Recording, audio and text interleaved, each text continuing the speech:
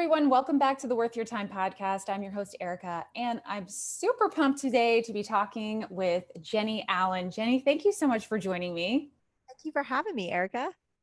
Yes, well, you are a bit of a dream guest. I've been reading your stuff for a very long time. Anything is one of my favorite books. So it's really a pleasure to talk with you today. And thank you for taking the time. Wow. Thank you for saying that. And Anything is not the book most people say. That was so long ago. So you I know it was so long ago. 10 years old, probably. Did you read it a long time ago I read it probably 5 years ago. It was my small group read it, and I had not read any of your stuff. And I think it might have just when I was first introduced to you. Wow. And so, yeah, I've been following along ever since. So thanks. Awesome. Great to be here. Now you have a new book coming out, and I would love for you to tell me just a little bit about that new book. Yeah. So it's called Find Your People. And it is really focused on deepening community and finding community if you don't have it yet. And knowing that it's post-pandemic, prior to the pandemic, we had 3 in 5 people, was what the research said, felt like they were lonely, admitted to that. So I'm guessing on this side of the pandemic, and again, we're not in the clear, and we're certainly not out of it yet, but we're definitely able to see people a little bit more than we were a year ago or 2 years ago. So what I see happening is people have not flexed that muscle. And so just helping people, giving them tools and the conversations to have and the way to think about community, to integrate it into the crevices of their lives. Because most people think I'm too busy to add this to my life. But the reality is you are built communal. It's who you are. It's how you are born. In fact, from the moment you are born, Kurt Thompson, a neuroscientist, says you come out of the womb looking for someone looking for you. So in our very DNA, like who we are as people is a communal people, that we are looking for people looking for us. And so it's honestly a passion project for me. I saw it first in Uganda in a way that I wanted to replicate in my life. And so I did the research of how people have lived in communities throughout time, and then looked today at different cultures and how people do it better than us in other places, and pulled from that 5 patterns of living that can bring this about wherever you live, no matter how far away it feels, that to having good friends, it's possible.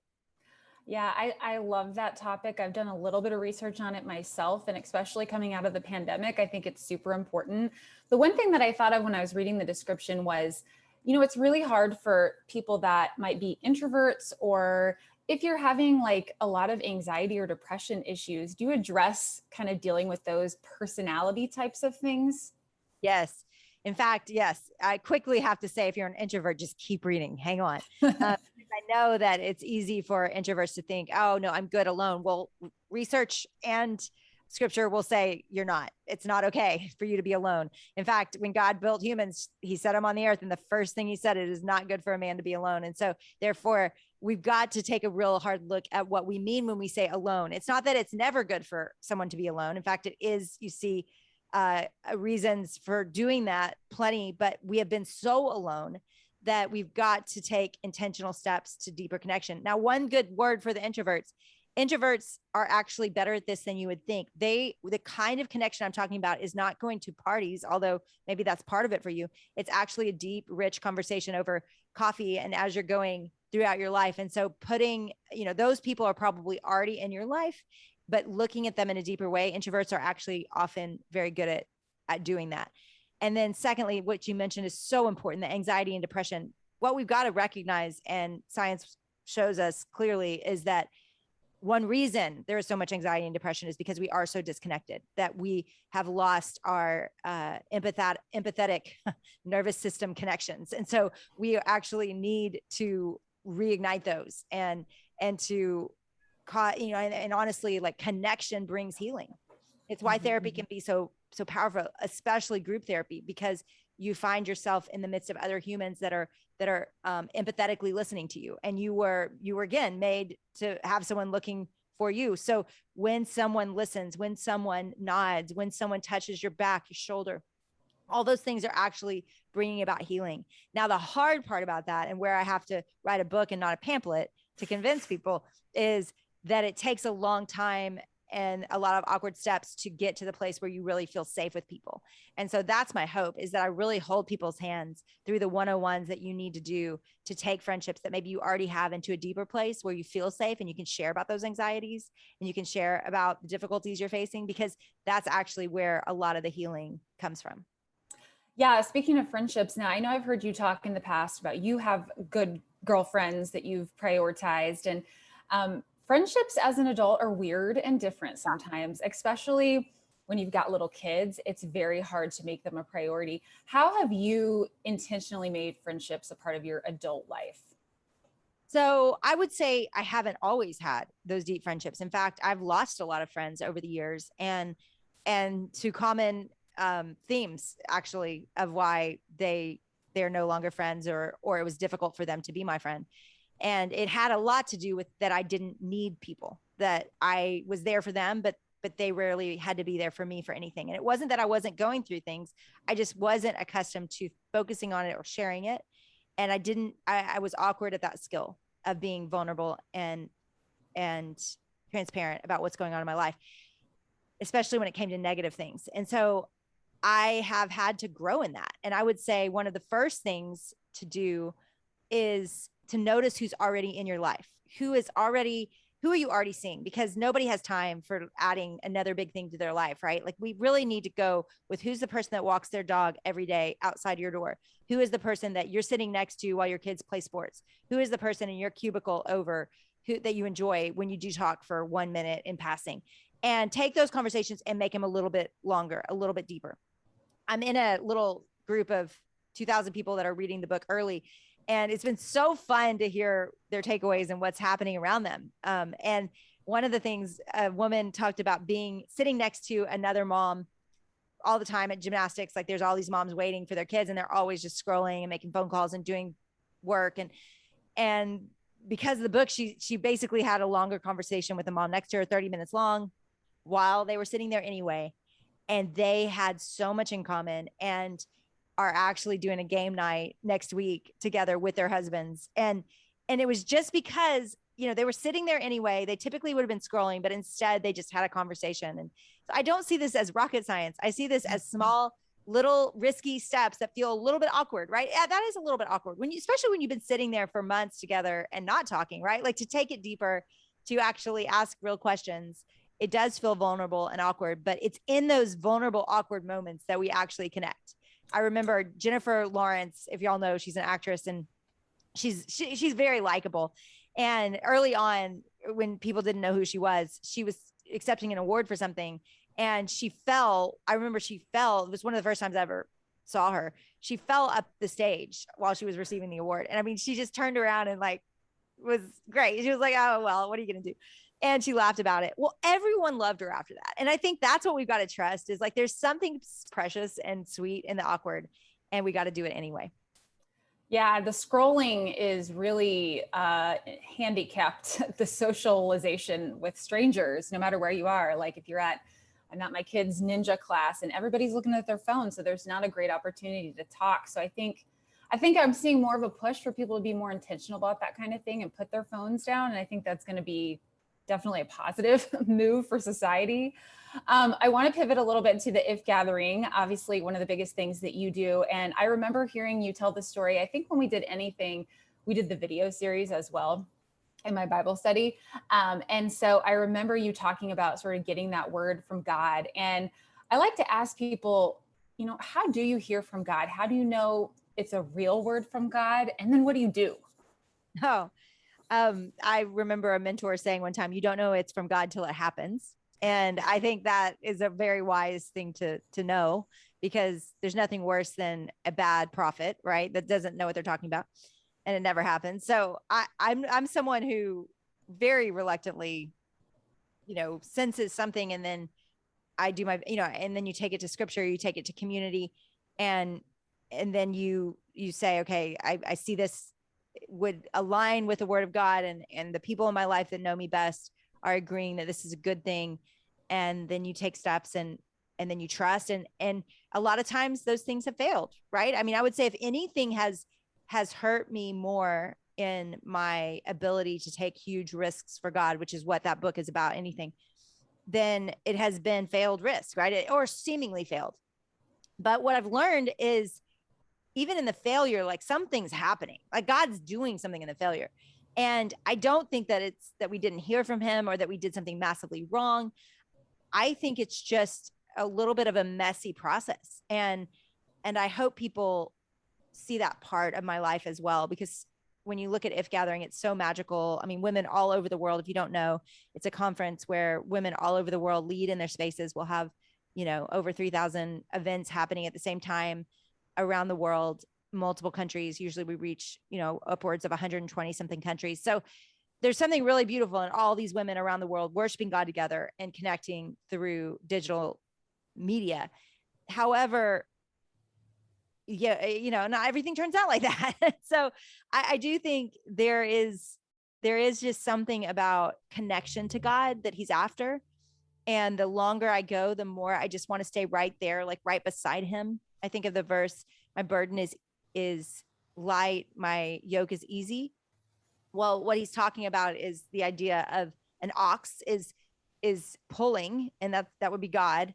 And we're with him, the yoke is easy because he's the one pulling it and causing it to happen. And I have seen that be true in the good times and the bad times, that he is able to keep going, Okay, Jennie, hold on. Verses are that he is pulling the weight and we get to ride with him. And I think that's what I've learned to love as I follow God, is just to be with him and to be in this with him and to know that he is there, to know that he is working beside me, assuming that my heart is surrendered and that I am with him, right? That I'm not off doing my own thing and trying to build my own kingdom. I do think walking with him has been so delightful that it's okay. Even in the failures, it's okay. So I got the impression, and you can correct me if I'm wrong, but you never intended to sort of be this big author on big stages. And yet here you are. And I heard so many great things about your talk at Passion. Like I was hearing wonderful things about that. And so I'm just wondering, well, is that true for one? Like, is that true? You didn't see this for yourself, or did you? Oh, no.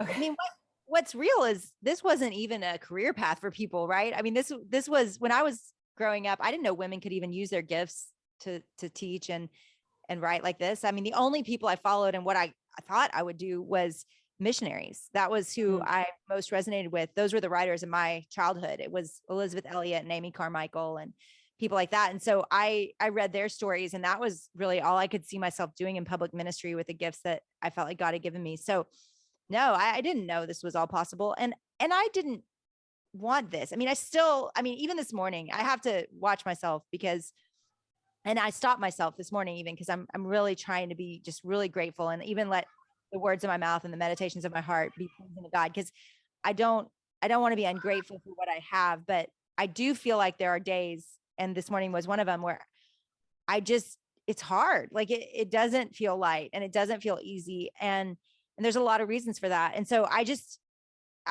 keep going, okay, Lord, I want to be where you want me to be, I want to be with you. So far that's been very public lately. And it's okay. There's so much good about that. Are you kidding? I mean, there's so much that's wonderful about my job and my life and what I get to do. This would be a highlight today, but I never saw this. And it's curious to me, because this new generation that's coming, like, wants it. Like, they really are like clamoring for it. And I just would say, be careful what you wish for, because there is a burden to leading a lot of people that you see consistently throughout history drove people to near madness. Like, and even today you see a lot of people not doing well under that. And so I'm someone who just holds it very loosely. I keep my real life very close. I am in deep community. I have people that can tell me when I'm wrong and do often. I try to keep that as my real world and disciple people in my real life. And then hopefully that overpours and overflows into other people's lives through the venues that he's given me. Yeah. Well, I know that If Gathering sort of has a phrase of discipling a generation, and that word discipling, I feel like that's something that maybe is missing in a lot of ways from some church culture these days. Do you see that it's missing in the church generally? I think discipling is kind of a hard thing to sort of like, oh, let's have a discipleship program. But Yeah. I do see it's lacking.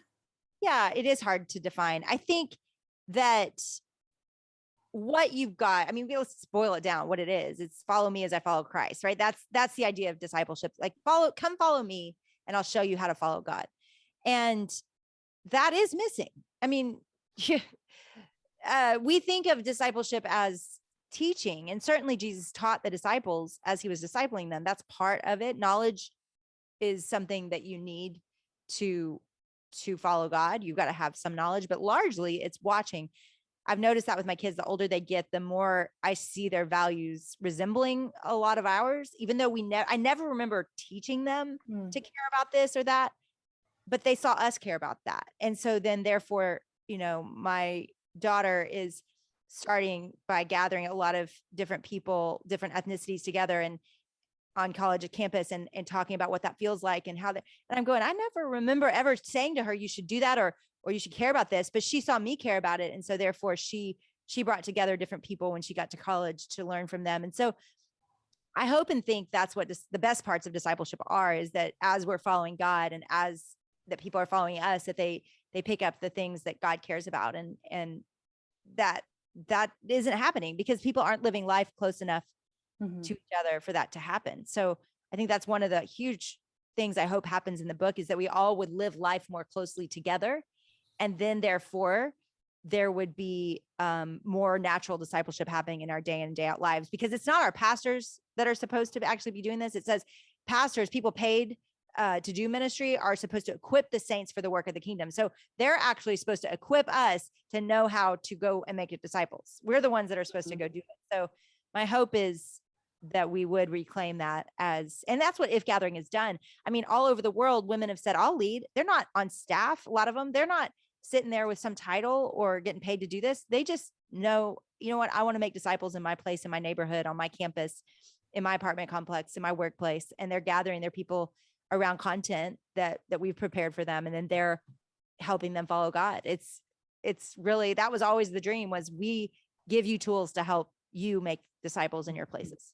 Yeah, no, that's awesome. I know you guys have If Gathering, but you also have the if local stuff going on and just giving people those resources. And I was going to say, yeah, that totally ties into your book and the community side of things. And for me, it's, all about the church community too. And I'm sure for you as well, and how important that is. And that does make sense that, the closer we are, that more naturally discipleship will sort of, cultivate and happen. And that also leads me to talking about your kids' books, which I keep seeing these beautiful ads pop up. They're just so pretty and I'm like irresistible. So tell me a little bit about the kids' book series. Yeah. So that was a dream of mine from when my kids were little, which they're very old now. They're all grown, not all grown, but I've got 7th grade through a senior in college. And when they were little, I was in seminary, and everything I was learning, it made me sad because I was just learning it in my 20s and I had these young kids at home and I wanted to teach them everything I was learning. And so that was the dream, was to build tools that disciple kids and that help parents do it, right? That don't do it for them, but that comes alongside tools they can use with their kids when they're tucking them in, and conversation starters. And it's been so amazing, the kids and the conversations that have been started and the people that have told us that their kids prayed to receive Christ right there, like in the middle of reading a book, because I think kids are hungry for God. And what we try to do is not water it down. We told the story of God, first person in God's voice, putting scripture throughout, but keeping it in a whimsical, clear voice that they're loved and that God has a plan for their lives, and that they are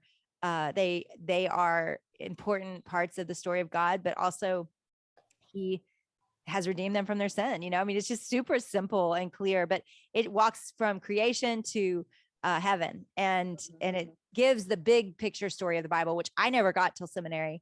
And when I got it, it was like all the lights came on of why parts of it exist and are boring and why other parts are there. And it made it all make sense. And so my heart and goal was to give that big picture story of God to kids at a young age.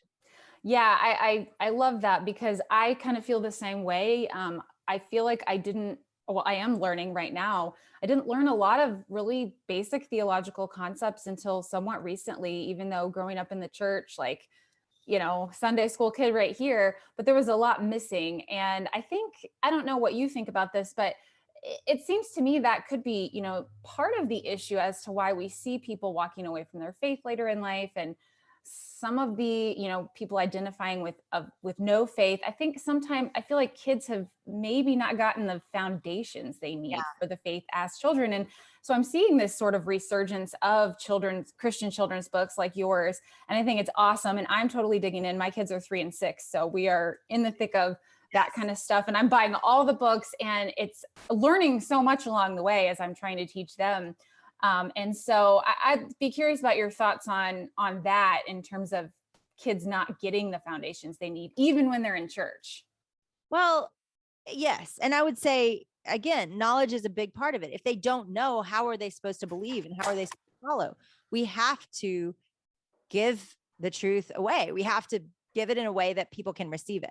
And so I remember Paul saying, by all means possible, like by every means we've got, we need to be throwing the gospel to people and doing it creatively and doing it through arts and music and doing it through our workplaces and excellence in our jobs. We need to do it in every way. And certainly for kids, we need to bring it to their level in a way that they can receive, but we need to bring it, the truth of the word of God, to them on their level, not water it down. And what I saw in my, parenting was a lot of tools that I respect and like. I mean, really use those tools, but it was vegetables that were singing to them. It was storybook Bibles that told about Noah's Ark, but never really made sense of why that mattered. Like, you just learned the story of Noah's Ark. Nobody ever told you what that meant. Yes. Yeah. Then you have like sweet, like Max Lucado books. I love those books. I wore those books out with my kids, Little Caterpillar.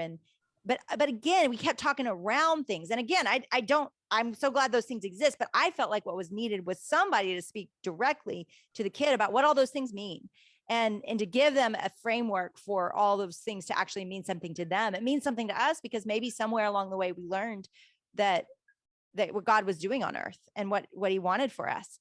But if we've never heard that or learned that, it's really hard to take in those stories and try to process. We can't barely explain that to our kid, how Noah's Ark shows God's love. It's like, well, that actually was really very difficult story that a lot of people died.